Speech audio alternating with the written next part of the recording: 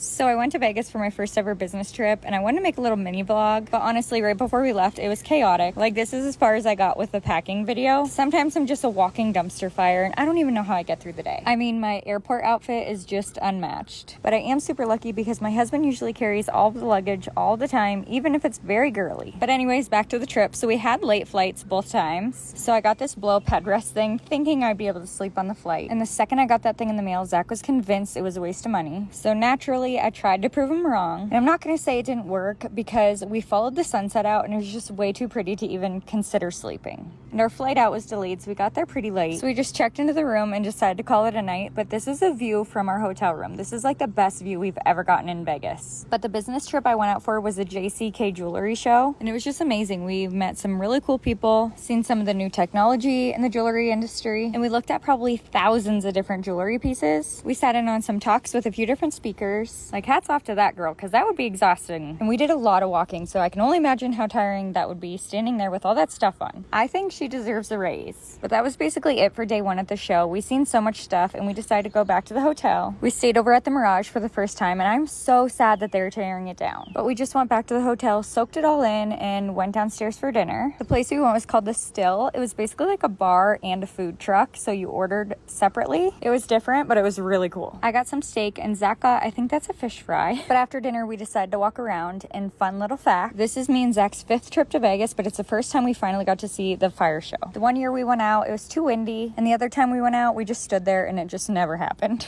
So we decided to venture down the strip, and we seen these guys, and Zach was instantly mad at me for staying here because he got picked to be in the act. I don't know what it is about him, but he gets picked to literally do anything anytime somebody from the audience is picked. He looks all fine and dandy, but I promise inside he's dying. We walked over to the Bellagio then and seen the water show, and then went back to the room and called it a night. I'm gonna have to do the other days in another video because this is already too long. I am a rambler, forever and always a rambler.